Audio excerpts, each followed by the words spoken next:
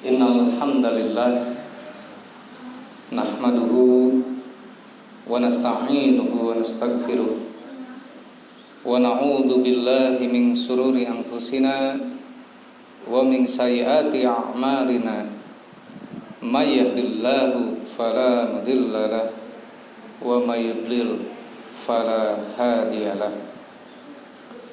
Asyhadu an la ilaha illallah wahdahu la syarika lah wa asyhadu anna Muhammadan abduhu wa rasuluh la nabiyya ba'dahu. Qala Allah ta'ala fi kitabihil karim, a'udzu billahi minasy syaithanir rajim. Ya ayyuhalladzina amanu ittaqullaha haqqa tuqatih wa la tamutunna illa wa antum muslimun. Allahumma shalli ala sayyidina Muhammad wa ala ali sayyidina Muhammad fil alamina innaka Hamidum Majid. Amma ba'd. Sidang Jumat yang semoga Allah muliakan. Alhamdulillah, tinggal beberapa bulan lagi kita akan dipertemukan dengan Ramadan. Dan Allah Subhanahu wa taala memanjangkan usia kita dalam sehat, dalam keadaan aman, dalam keadaan penuh nikmat dan berkah untuk bisa bersua dengan Ramadan dan beribadah di dalamnya secara khusyuk. Amin ya Allah ya Rabbal Alamin.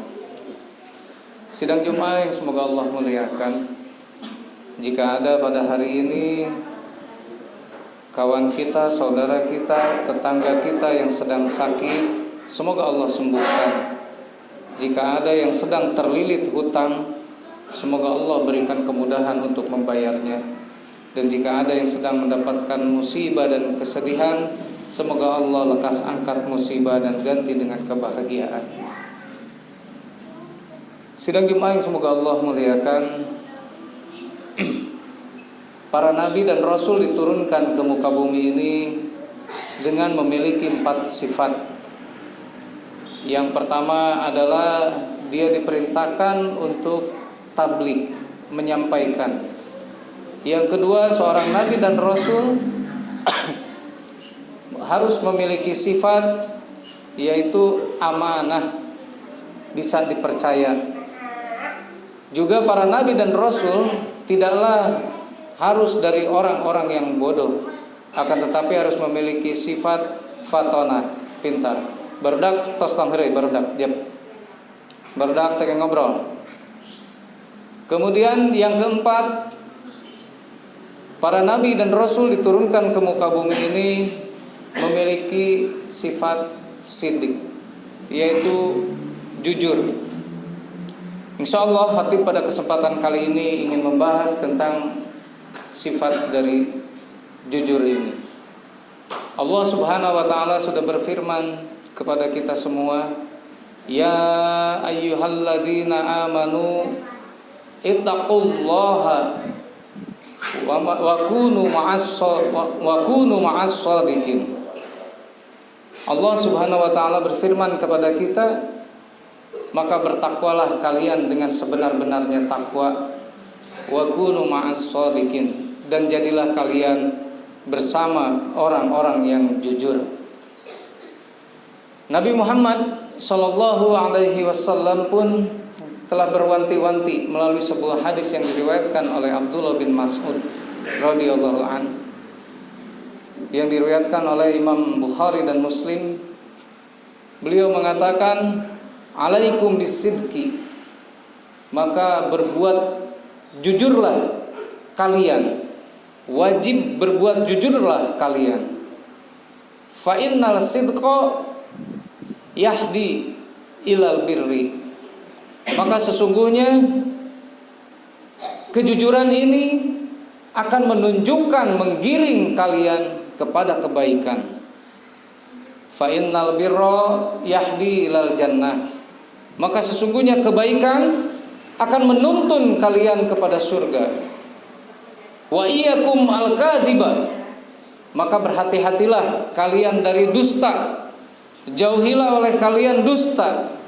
Fa innal kadziba yahdi ilal fujur, sesungguhnya dusta akan membimbing kalian kepada keburukan dan kejahatan. Fa innal fujura yahdi ilan nar, maka kejahatan akan menjerumuskan kalian kepada api neraka. Wal iyadu billah, kita berlindung kepada Allah dari panasnya api neraka.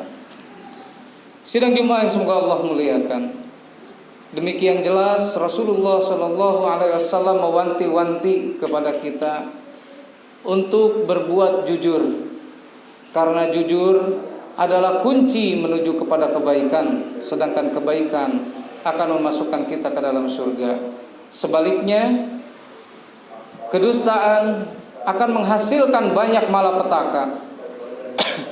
Kalau kita perhatikan di lingkungan kita, entah berapa banyak kasus rumah tangga yang pecah, suami dan istri bercerai hanya karena ada pihak ketiga yang menghembuskan dusta dan fitnah. Pun demikian tidak sedikit kampung antar kampung sampai berkelahi, bahkan sampai ada korban nyawa karena tersebarnya dusta. Pun demikian bahkan di kalangan umat Islam sendiri tidak sedikit kaum muslimin yang malah membakar masjid hanya karena dihembuskannya dusta ini. Maka sungguh dusta ini adalah sangat berbahaya. Bahkan dusta ini Rasulullah Shallallahu Alaihi Wasallam sifatkan sebagai sifat seorang yang munafik. Maka Rasulullah Shallallahu Alaihi Wasallam berwasiat, berhati-hatilah kita dari 3 sifat orang yang munafik. Yang pertama, sifat orang munafik ini kalau dipercaya dia khianat. Jika dia diberi amanah, maka dia tidak jalankan. Dia dititipi harta untuk disalurkan kepada kebaikan, maka orang yang memiliki sifat munafik akan melakukan korupsi atas amanah yang dia titipkan, yang dia titipi. Kemudian juga jika berjanji dia ingkar. Berapa banyak di antara kita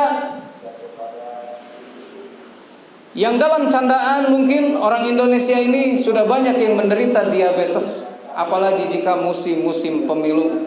Begitu banyak orang-orang yang berjanji kepada masyarakat, tetapi ketika sudah menjabat mereka lupa kepada janji-janji mereka. Kemudian yang ketiga, Rasulullah SAW sifatkan orang munafik ini, jika dia berbicara maka dia berdusta. Maka sungguh sebuah kedustaan adalah bahaya yang sangat besar bagi jiwa seorang muslim. Bahkan kedustaan yang ditumpuk-tumpuk, diyakini, disebarkan terus-menerus dapat berubah menjadi sebuah seolah-olah seperti kebenaran. Ada beberapa di daerah misalnya, dulunya orang mengubur sesuatu, kemudian mereka iseng ditancapi batu nisan, lalu dihembuskan cerita bahwa ini adalah makam para wali. Maka seiring berjalannya tahun, berputarnya waktu, akhirnya diyakinilah kuburan ini sebagai makam seorang wali. Dilestarikannya kedustaan ini tiada lain dan tiada bukan, kita sudah saksikan beberapa videonya, tujuannya adalah mencari materi.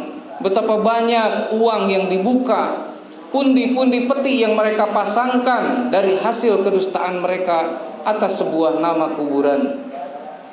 Oleh karena itulah, semoga Allah Subhanahu wa taala menghindarkan kita semua dari sifat dusta ini.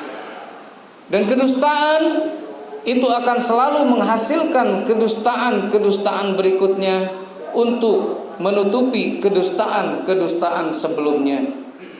Maka benarlah perkataan dari Rasulullah sallallahu alaihi wasallam, sesungguhnya dusta akan menggiring kepada kejahatan dan kejahatan akan menggiring kepada api neraka.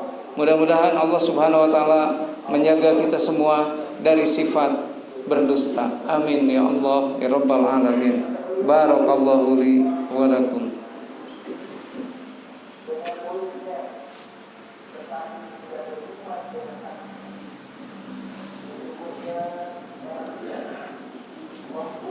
Alhamdulillah walladzi arsala rasulahu bil huda wa dinil haqq liyudhhirahu 'alad dini kulli walau karihal musyrikun. Amma ba'd. Sidang Jumat semoga Allah muliakan. Marilah kita bersama-sama senantiasa mengajarkan kepada anak-anak kita, kepada keluarga kita, untuk mereka mengenal bahaya dusta ini. Karena dusta adalah sebuah hal yang sering dianggap sepele, akan tetapi ketika dia dipupuk, kita biarkan, maka dia akan menjadi sebuah kebiasaan. Bagaimana Islam dibangun benar-benar oleh ilmu hadis yang oleh para ulama rumuskan sangat ketat dalam hal menghindarkan diri dari dusta. Sebagai pengetahuan sedikit kepada kita bahwa bagaimana hadis itu sampai kepada kita bukanlah dari sebuah dongeng, bukanlah dari sebuah cerita.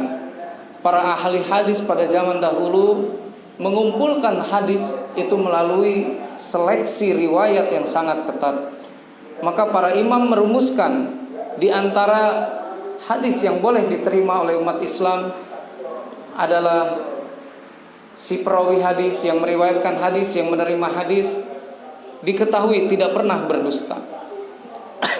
Maka dikumpulkanlah sifat-sifat para perawi hadis itu di dalam kitab At-Taqrib, Tahdhibul Kamal oleh para ulama. Bahkan disebutkan satu-satu namanya. Dari si fulan hadis ini ditolak oleh para ulama hadis. Kenapa? Karena dia dikenal sebagai seorang yang berdusta. Bahkan dulu di zaman para imam, ketika para imam Ali Ibnul Madini, seorang ulama ahli hadis, beliau pernah singgah di suatu tempat. Beliau duduk di sebuah majelis ilmu, lalu si orang yang sedang berbicara ini menyampaikan, qala Rasulullah sallallahu alaihi wasallam, diriwayatkan dari fulan dari Ali Ibnul Madini bahwa Nabi berkata seperti ini. Lalu sang murid dengan seorang ulama tersebut, Ali Ibnul Madini, saling bertatap muka. Maka si murid bertanya, "Ya Syekh, benarkah Anda meriwayatkan hadis ini?" Maka Syekh Ali Ibnul Madini berkata, "Aku tidak pernah meriwayatkan hadis ini." Ketika telah selesai, beliau langsung menegur, "Wahai fulan, aku adalah Ali Ibnul Madini. Maka jalur manakah hadis yang tadi kau riwayatkan?" "Oh, dari Ali Ibnul Madini yang lainnya." Padahal tidak ada Ali Ibnul Madini yang lain di dalam para perawi hadis. Maka berkeliaranlah hadis-hadis yang sahih, ada yang dhaif, ada yang maudhu. Di antaranya hadis yang ketika kalau musim kurban itu muncul hadis, jika kalian membeli hewan kurban maka tidak boleh ditawar. Hadis ini adalah hadis palsu. Hadis yang berasal dari seorang pendusta yang melakukan bisnis di dalam jual beli hewan kurbannya. Maka dia ingin untung besar, dia membuat hadis seolah-olah Nabi mengatakan bahwa jika menjual dan membeli hewan kurban tidak boleh ditawar harganya. Demikianlah kedustaan-kedustaan begitu dijaga oleh Islam.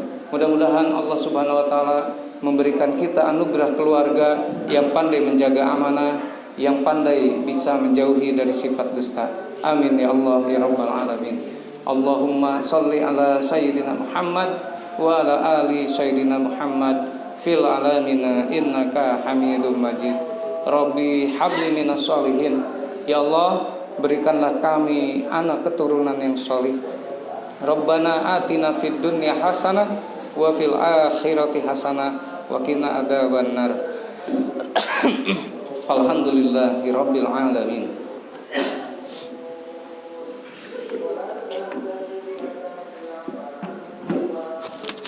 Allahu